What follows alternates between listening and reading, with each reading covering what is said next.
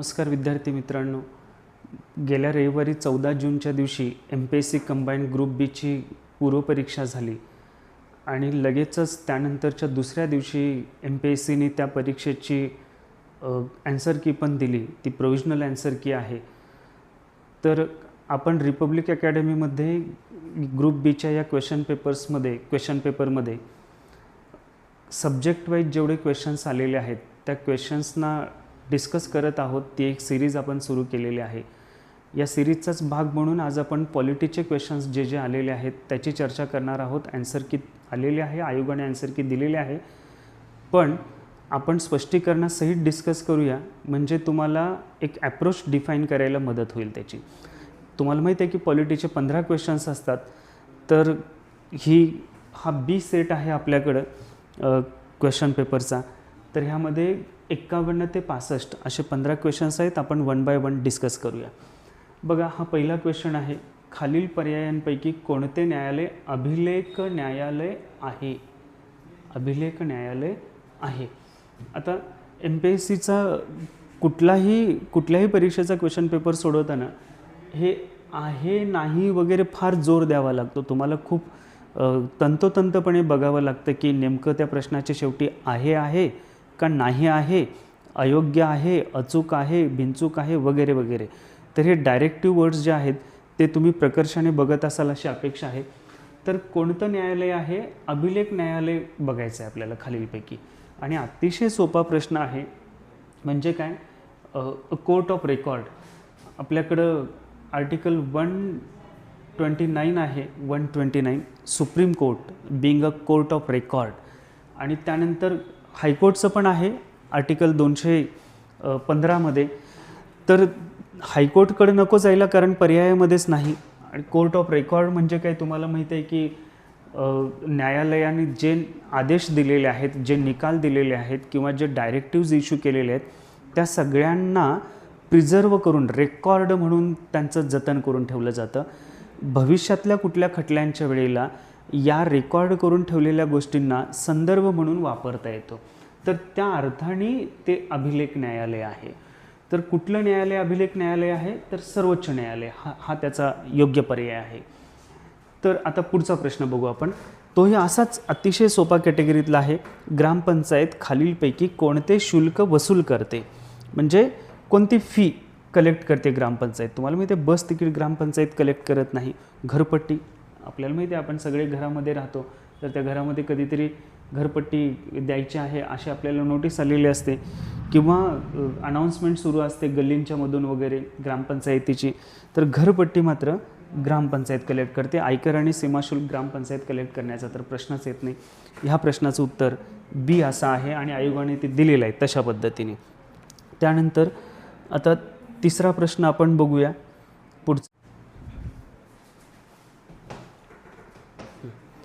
पुढचा प्रश्न बघू. भारतीय संविधानाच्या 12व्या अनुसूचीमध्ये नगरपालिकांसाठी खालीलपैकी कोणते कार्य निश्चित केलेले आहे? तुम्हाला माहिती आहे की जे 12वं शेड्यूल आहे ते शेड्यूल 74व्या घटना दुरुस्तीने इन्क्लूड केलेलं आहे भारताच्या संविधानामध्ये.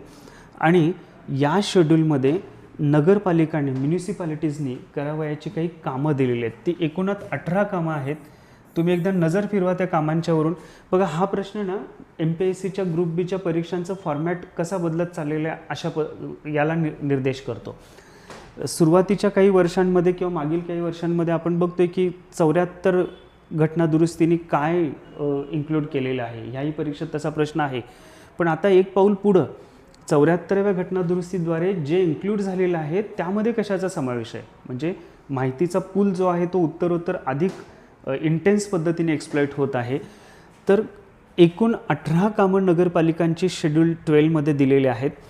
ती दारिद्र्य निर्मूलनाच्या संदर्भातलं काम म्युनिसिपालिटी करण्याचा भाग आहे. त्याच्यामध्ये आर्थिक आणि सामाजिक विकासासाठीचं नियोजन करण्याचं काम म्युनिसिपालिटीचं आहे, नगरपालिकांचं आहे. त्यानंतर चर्मोद्योग कारखान्यांचे नियमन, हे जरा सोपं आहे, इंग्लिश रेग्युलेशन ऑफ टॅनरीज, हा सुद्धा भाग आहे. आणि शहरी वनीकरण. तर हे चारही कामं लक्षात ठेवण्याचा प्रश्न आहे. हे 18च्या 18 कामं एकदा नजर फिरवून घ्या, रिव्हिजन करा 2-3दा, लगेच लक्षात राहू शकतात. तर अ ब क ड हे चारही बरोबर असल्यामुळं ह्याचाही पर्याय चौथा हा करेक्ट पर्याय आहे. मित्रांनो, पुढचा प्रश्न हा मल्टी स्टेटमेंट की ज्याच्यामध्ये 2 स्टेटमेंट्स आहेत तो बघायचा आहे. बघा, हा खालीलपैकी योग्य कथने ओळखा. अ आणि ब असे 2 स्टेटमेंट्स आहेत. पहिलं स्टेटमेंट बघा, संविधानाच्या अनुच्छेद 368 अंतर्गत उद्देशपत्रिकेमध्ये दुरुस्ती करता येते का? हा प्रश्न ऐतिहासिक केशवानंद भारती खटल्यात पहिल्यांदा उपस्थित झाला असं स्टेटमेंट आहे. दुसरं काय, सप्टेंबर 2025 पर्यंत 42व्या घटना दुरुस्ती कायद्याद्वारे 1976 मध्ये फक्त एकदाच उद्देशिकेत दुरुस्ती करण्यात आली. आता ह्या 2 स्टेटमेंट्सपैकी कोणतं योग्य कथन आहे, योग्य स्टेटमेंट कोणतं आहे का दोन्हीही योग्य आहेत किंवा दोन्हीही नाही असं बघायचं आहे ते. ठीक आहे, तर आता हे दुसरं जे आहे ते तर पटकन लक्षात येतं की आत्तापर्यंत भारताच्या संविधानाच्या प्रिॲम्बलमध्ये फक्त एकच वेळेला बदल झालेला आहे. एका घटना दुरुस्तीद्वारे 3 महत्त्वाच्या संज्ञाचा त्याच्यामध्ये अंतर्भाव झालेला आहे. त्याच्या पलीकडं आज तागायत संविधानामध्ये किंवा त्याच्या संविधानाच्या प्रिॲम्बलमध्ये कोणत्याही प्रकारची दुरुस्ती झालेली नाही, कोणताही शब्द अंतर्भूत केलेला नाही किंवा काढूनही टाकलेला नाही. तर हे स्टेटमेंट त्याचा विचार करता करेक्ट आहे. आता पहिलं स्टेटमेंट बघू, संविधानाच्या अनुच्छेद 368 अंतर्गत. आता 368 कशाशी संबंधित आहे? संविधान दुरुस्तीशी संबंधित. संविधान दुरुस्तीची प्रक्रिया सांगतात 368. तर त्याद्वारे प्रिॲम्बलमध्ये दुरुस्ती करता येऊ शकते का? हा प्रश्न पहिल्यांदा केशवानंद भारती खटल्यामध्ये उद्भवलेला होता का हे बघायचं आहे आता आपल्याला. आता उद्देशपत्रिकेमध्ये दुरुस्ती करता येऊ शकते का?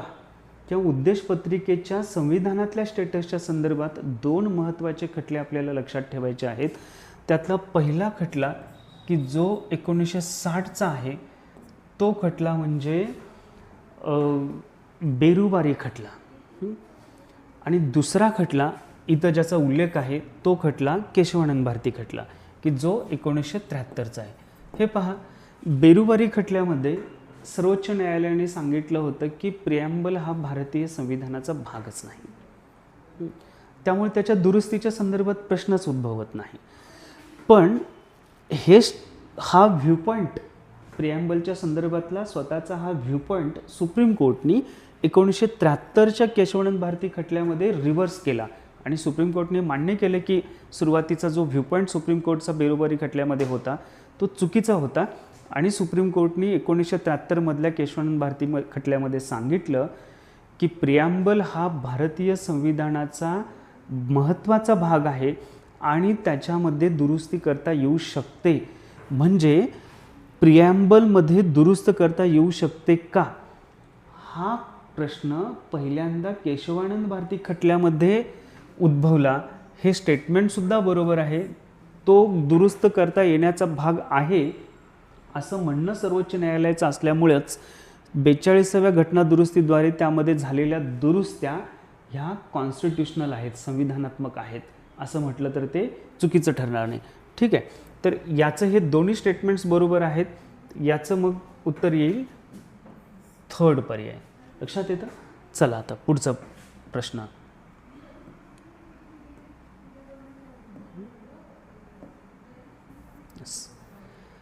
हा अतिशय पाठांतराशी संबंधित असणारा प्रश्न आहे केंद्र राज्य संबंधाच्या संदर्भात.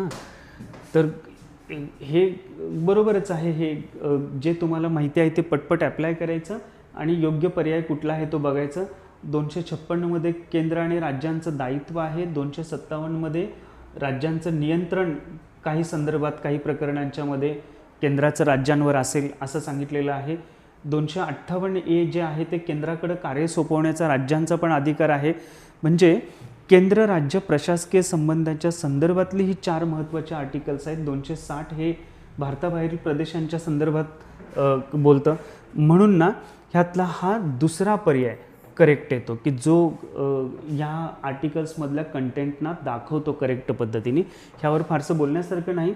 परत पुढं जाऊया आपण. पुढचा आर्टिकल, पुढचा क्वेश्चन बघूया.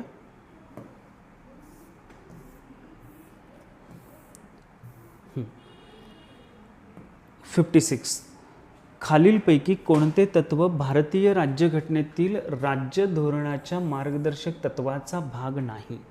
DPSPवरचा क्वेश्चन आहे हा. बघा हां, सर्वांसाठी रोजगाराच्या तरतुदी हे आहे भारतीय संविधानातल्या DPSPचा भाग आहे. त्यानंतर स्त्री पुरुषांना समान कामासाठी समान वेतन हेही आहे. शांततेने व शस्त्राशिवाय एकत्र जमण्याची परवानगी हे पॉप्युलर प्रोव्हिजन आहे, पण ही DPSPमधली नाही, तर ती फंडामेंटल राईट्समधली आर्टिकल 19 मधली ही प्रोव्हिजन आहे. तर हे थोडंसं ऑड आहे. चौथं पण बघू आपण, कामगारांसाठी योग्य वेतन हे सुद्धा आहे. आर्टिकल 43 मध्ये लिव्हिंग वेज अशी एक टर्म आहे. तर लिव्हिंग वेज म्हणजे आपण फेअर वेज असंच म्हणू, फेअर वेजेस फॉर वर्कर्स असंच म्हणू, तर हे पण करेक्ट आहे. म्हणजे हे आर्टिकल 41 मध्ये ही तरतूद दिसते, आर्टिकल 39 मध्ये ही तरतूद दिसते आणि 43 लिव्हिंग वेज ही टर्म आलेली आहे. तर फेअर वेजेसचं सुद्धा तरतूद DPSPमध्ये आहे. ही तरतूद मात्र नाही, त्यामुळं हा पर्याय त्याचं करेक्ट उत्तर आहे. ठीक आहे, येस. पुढं जाऊत आता.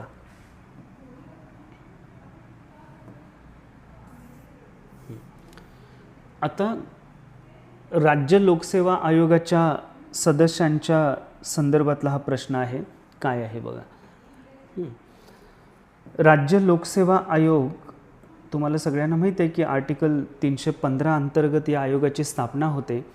आणि बघायचं काय प्रश्न काय म्हणतो. राज्य लोकसेवा आयोगाच्या सदस्याला काढून टाकता येते, म्हणजे कुठल्या प्रकारे काढून टाकता येते राज्य लोकसेवा आयोगाच्या सदस्याला आणि सदस्याला किंवा चेअरमनला सुद्धा एकच तरतूद आहे सगळ्यांसाठी, पण सदस्य म्हटलेलं आहे म्हणून त्यांना फोकस करू आपण. उच्च न्यायालयाने केलेल्या चौकशीनंतर राज्यपालाद्वारे, म्हणजे राज्यपाल काढू शकतो का राज्य लोकसेवा आयोगाच्या सदस्यांना? तर राज्यपालाला राज्य लोकसेवा आयोगाच्या सदस्यांना काढून टाकण्याचा अधिकार नाही. एक महत्त्वाची तरतूद लक्षात घेऊया आपण. राज्यपाल स्टेट पब्लिक सर्व्हिस कमिशनचा चेअरमन आणि मेंबर्स यांची नेमणूक करतो, पण त्यांना पदावरून काढून टाकण्याचा अधिकार राज्यपालाला नाही. त्यामुळं जिथं जिथं राज्यपाल आहेत ते पर्याय निघून जातील. ठीक आहे, म्हणजे 1 आणि 3 हे 2 पर्याय आता एलिमिनेट झाले. दुसरा पर्याय बघू. सर्वोच्च न्यायालयाने केलेल्या चौकशीनंतर राष्ट्रपती आणि संसदेत महाभियोगाच्या आधारावर राष्ट्रपती. आता लक्षात घ्या, संसदेमध्ये महाभियोग हा जो इम्पिचमेंट हा जो शब्द आहे ना, तो फक्त राष्ट्रपतींना पदावरून दूर काढण्यासाठी आहे. त्यामुळं स्टेट पब्लिक सर्व्हिस कमिशनच्या सदस्यांना तो लागू होणार नाही, म्हणून मग हा सुद्धा पर्याय जाईल. उरला पर्याय दुसरा की जो करेक्ट आहे. लक्षात घ्या, स्टेट पब्लिक सर्व्हिस कमिशनचे मेंबर्स आणि चेअरपर्सनसुद्धा अपॉइंट केले जातात गव्हर्नरकडून, राज्यपालांकडून, पण जेव्हा काढून टाकण्याची गोष्ट येते तेव्हा मात्र तो अधिकार फक्त राष्ट्रपतींना आहे. आणि राष्ट्रपतीसुद्धा ही केस काढून टाकण्याच्या संदर्भातली केस जी आहे ती सुप्रीम कोर्टकडे सोपवतात. सुप्रीम कोर्ट चौकशी करतं, अहवाल सादर करतं आणि त्या अहवाल सादर केल्याच्या नंतर राष्ट्रपती मग त्यांना पदावरून दूर काढल्याचा आदेश काढतात.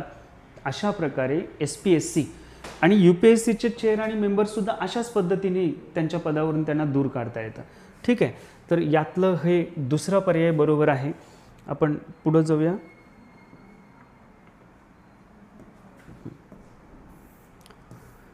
येस, अतिशय सोपा प्रश्न. भारतीय संविधानाच्या सरनाम्याची सुरुवात आम्ही भारतीय लोक, आपण नेहमी म्हणतो की we the people of India. Specific competitive एक्झामचा अभ्यास करत असू किंवा करत नसू, जेव्हा आपल्याला अधिकारवाणीने बोलायचं असतं तेव्हा मुठी वळवून म्हणत असतो की we the people of India. तर ते we the people of India कुठून आलेलं आहे? हे we the people of United States of America. तर USAच्या संविधानाच्या प्रिॲम्बलवरून आपण ते घेतलेलं आहे. आपल्या प्रिॲम्बलमध्ये भारतीय नागरिक हे भारतीय लोक ही स्वतःसाठी घटना लिहित आहेत. आम्हीच आमच्यासाठी घटना लिहितोय अशा अर्थाने we the people of India. लक्षात येतं?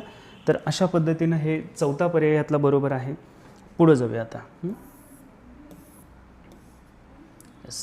59 हे सुद्धा असंच आहे. 59 अतिशय सोपा प्रश्न आहे तो. एका फटक्यात त्याचं उत्तर देता येतं. सरपंच किंवा उपसरपंच यांच्या विरुद्ध अविश्वासाचा ठराव मांडण्यापूर्वी किमान 1/3 सदस्यांच्या सहीने तशा प्रस्तावाची सूचना कोणाला द्यावी लागते. याचं स्ट्रेट फॉरवर्ड उत्तर तहसीलदार असं आहे. तर फारसं काही चर्चा करावी लागणार नाही याच्यासाठी. आपण पुढं जाऊ. अतिशय इन्फॉर्मेशन बेस्ड हा क्वेश्चन आहे, वन लाईनर आहे, सेकंड पर्याय त्याचा. तर पुढं जाऊ आता.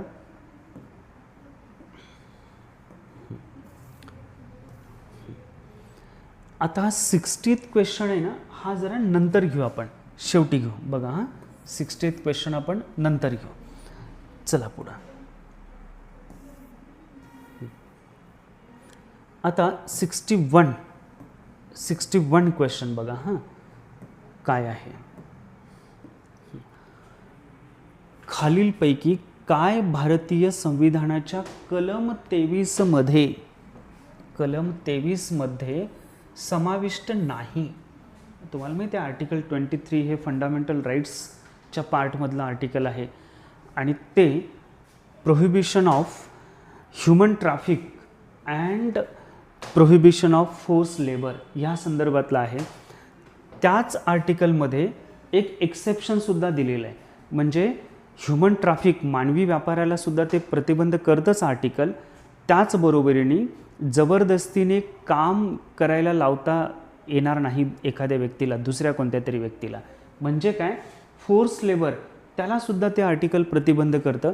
पण या आर्टिकलमधलं दुसरं स्टेटमेंट जे आहे ना मित्रांनो, ते अपवादाचं स्टेटमेंट आहे.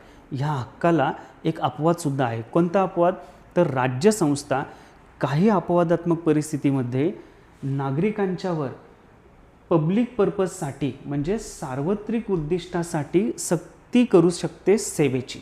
त्यामुळं 23 मध्ये हे सुद्धा आहे, हे तर आहेच आहे, हेही आहे. 23 आणि 24 हे दोन आर्टिकल्स शोषणाच्या विरोधातले हक्क आहेत. तर त्यांच्यामध्ये कन्फ्युजन होतं. प्रोहिबिशन ऑफ चाइल्ड लेबर हे ॲक्च्युअल 24 मधलं आहे, त्यामुळे 23च्या तरतुदीमध्ये ते येत नाही. मग इथेही एलिमिनेशन टेक्निक वापरून आपल्याला मगाशी फंडामेंटल राईट्सच्या संदर्भात बघितलं ना आपण, तर तशा पद्धतीनं एलिमिनेशनचा भाग वापरून आपल्याला प्रोहिबिशन ऑफ चाइल्ड लेबर काढता येतं. तर याचं उत्तर आहे बी, समाविष्ट नाही. तर 2 दुसरा पर्याय याचं उत्तर आहे. ठीक आहे, तर पुढं जाऊ. हाही प्रश्न थोडासा कन्फ्युजन निर्माण करणारा आहे. बघूया तो कसा कन्फ्युजन निर्माण करणारा आहे. खरं तर बऱ्याच विद्यार्थ्यांनी हा प्रश्न बरोबर सोडवलेला आहे. आयोगाने सुद्धा त्याचं बरोबर उत्तर दिलेलं आहे. पण आणखी एका जास्त करेक्ट पद्धतीनं हा प्रश्न फ्रेम करता येऊ शकला असता. बघूया आता. भारतीय राज्यघटनेतील कोणत्या कलमानुसार प्रत्येक घटक राज्यामध्ये विधानसभा निर्मिती होते. आता ह्याचं करेक्ट उत्तर 170, आर्टिकल 170 आहे, हे बरोबर आहे. त्यानंतर 171 विधान परिषदांच्या कंपोजिशनबद्दल बोलतो. 172 आणि 173 त्यामध्ये आणखी काही वेगळ्या तरतुदी आहेत, पण आपण विधानसभेबद्दल बोलूया. हे उत्तर करेक्ट आहे, पण आणखी करेक्ट पद्धतीने फ्रेम करता आलं असतं असं मी का म्हणतो, कारण ह्या आर्टिकलचं मित्रांनो टायटल आहे composition of legislative assemblies in states. Composition of legislative assemblies in states म्हणजे काय, 170 हे आर्टिकल जास्त करेक्ट पद्धतीने बोलायचं म्हटलं तर ते आर्टिकल घटक राज्यांमधल्या विधानसभांच्या संरचनेबद्दल बोलतात. म्हणजे विधानसभांच्यामध्ये किती सदस्य संख्या असेल, ती सदस्य संख्या कोणत्या घटकावर आधारित असेल, तिथं काही रिझर्वेशनचा भाग आहे का, कोणत्या सेन्ससला समोर ठेवून सदस्य संख्या ठरवली जाईल, वगैरे वगैरे तरतुदी यामध्ये आहेत. लक्षात येते. पण एक 168 आर्टिकल आहे, हे तुम्हाला माहिती असेल, आर्टिकल 168. ते सांगतं की प्रत्येक घटक राज्यामध्ये विधिमंडळ कशाचं बनलेलं असेल त्याबद्दल. आणि त्या आर्टिकलमध्ये असं म्हणणं आहे की पहिल्यांदा governor, the legislature in every state शाल constitute of 1 governor. 2 legislative council, जिथं जिथं लेजिस्लेटिव्ह काउन्सिल आहे विधान परिषद तिथं लेजिस्लेटिव्ह काउन्सिल असेल. आणि 3 लेजिस्लेटिव्ह असेंब्ली. लेजिस्लेटिव्ह असेंब्ली म्हणजे लेजिस्लेटिव्ह असेंब्लीची पहिल्यांदा तरतूद मित्रांनो ह्या आर्टिकलमध्ये आहे. म्हणजे कोणत्या आर्टिकलनुसार लेजिस्लेटिव्ह असेंब्ली अस्तित्वात येते ह्याचं करेक्ट उत्तर 168 आर्टिकल हे आहे बरं का. पण हा क्वेश्चनच जरा अशा पद्धतीनं फ्रेम केलेला आहे आणि 168 पर्यायामध्ये नाही. त्यामुळे तुम्ही अगदी हुशारीने ते बरोबर उत्तर ओळखलेलं आहात. 170 आर्टिकल बरोबर आहे. पण हाही भाग लक्षात असू द्या तुम्हाला. ठीक आहे, चला पुढे जाऊया.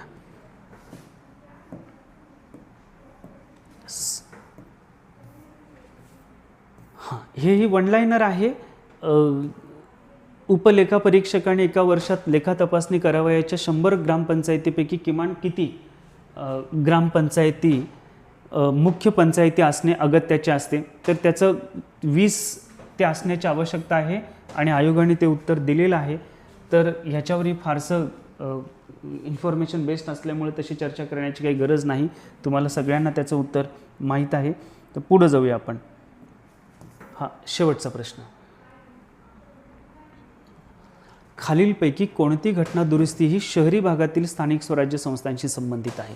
तर हेही तसंच आहे. तुम्हाला माहिती आहे की 74वी घटना दुरुस्ती ही शहरी भागातील स्थानिक स्वराज्य संस्थांशी संबंधित आहे. मगाशी नगरपालिका किंवा म्युनिसिपालिटीच्या संदर्भात एक प्रश्न आला होता की ज्याचा आपण बघितलेलं आहे उत्तर काय होतं ते. तर एकूणात हे असे 15 प्रश्न विचारलेले आहेत. एक प्रश्न आपला डिस्कस करायचा राहिलेला आहे, तो करणार आहे आपण. तर ह्या 15 प्रश्नांचा विचार केला तर असं लक्षात येते की जे कोर एरियाज आहेत, कोर एरियाज म्हणजे कुठले, प्रिॲम्बलवर क्वेश्चन विचारलेला आहे, DPSPवर क्वेश्चन विचारलेला आहे, फंडामेंटल राईट्सवर क्वेश्चन विचारलेला आहे, घटना दुरुस्तीचा संदर्भ आलेला आहे, 3 प्रश्न साधारणपणे विचारलेले आहेत पंचायती राज व्यवस्थेवर.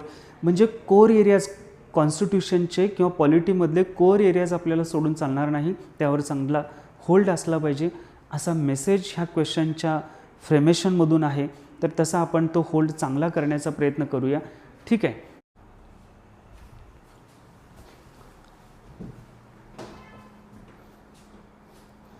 तर मित्रांनो, मगाशी बोलल्याप्रमाणे आपण हा 60 नंबरचा प्रश्न आता बघणार आहोत.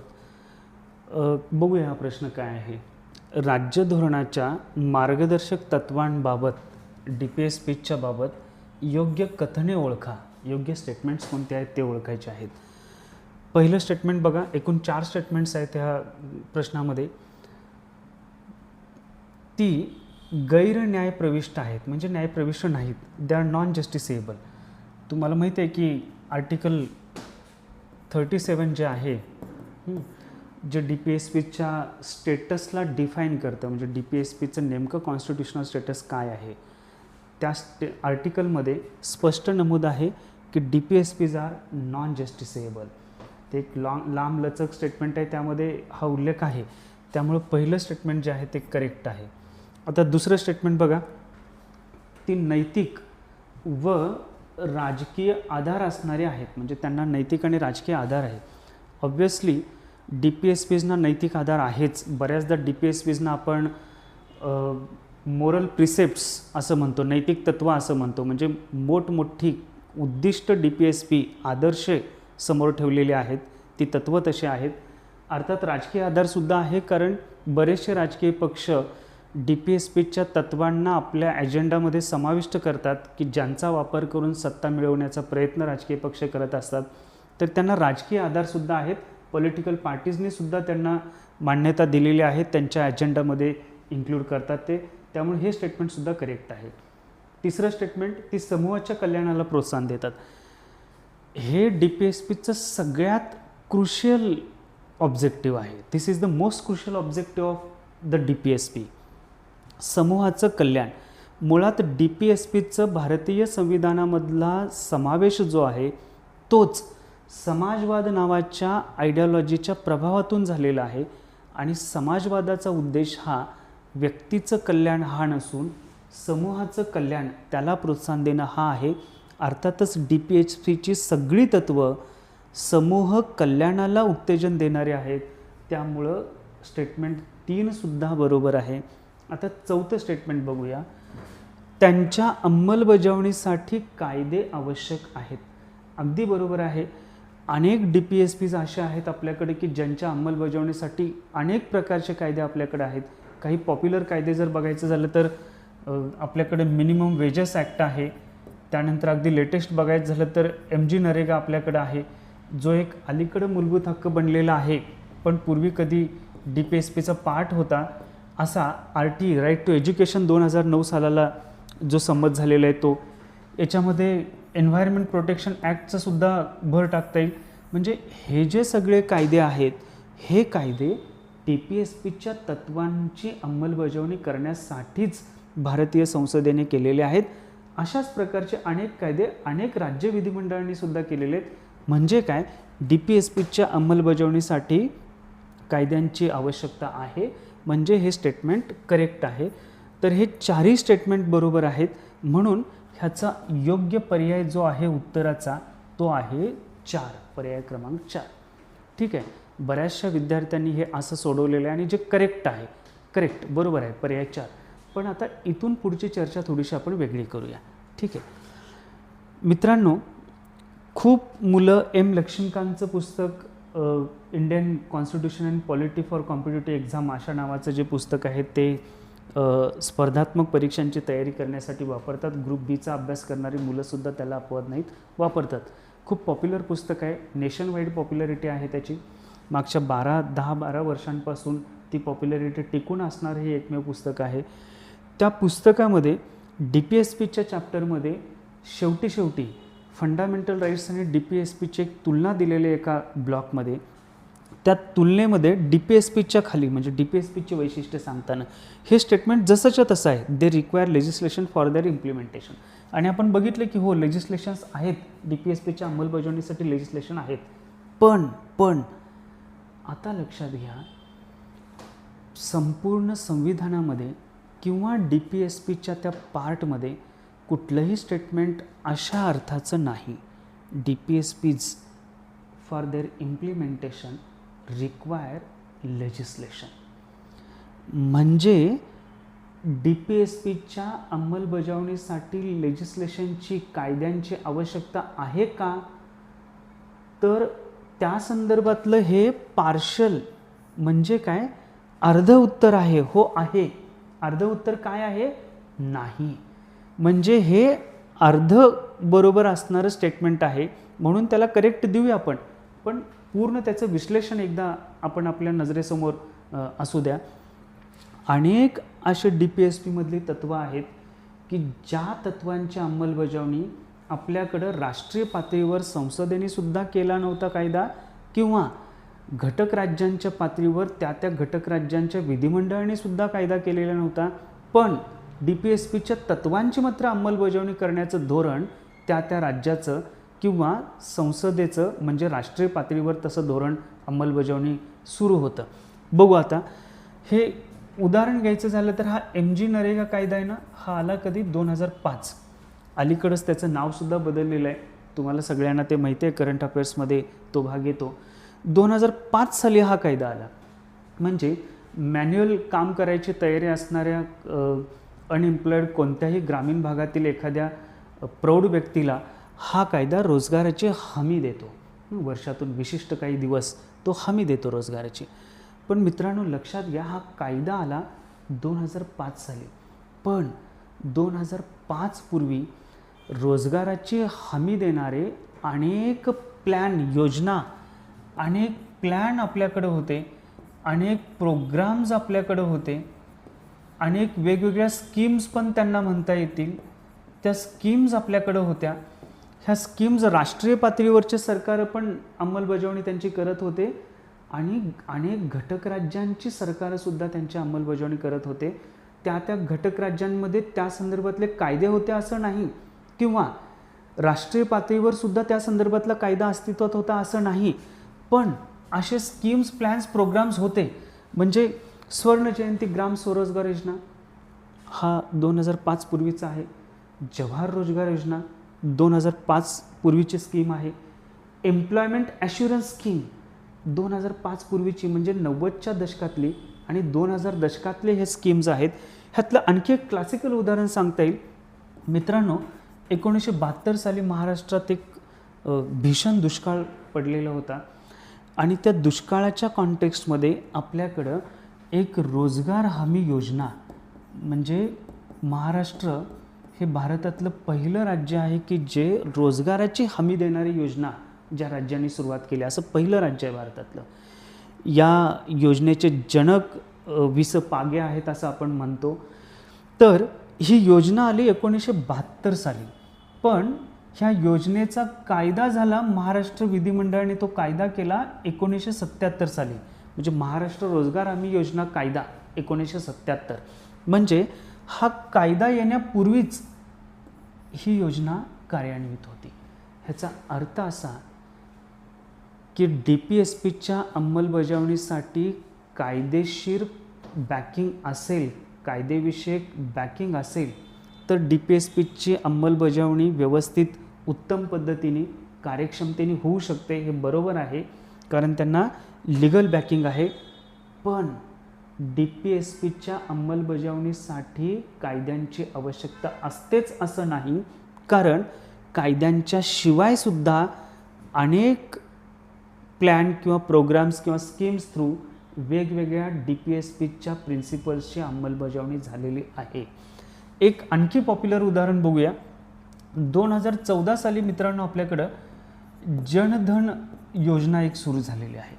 फायनान्शियल इन्क्लुजनचं उद्दिष्ट ज्या योजनेचं आहे अशी ती योजना. तर जनधन योजना ॲक्ट असा कोणता ॲक्ट नाही आपल्याकडं, तरीसुद्धा इन्क्लुझिव्ह डेव्हलपमेंट, ते कम्युनिटी कल्याणालाच परत प्रोत्साहन देतं.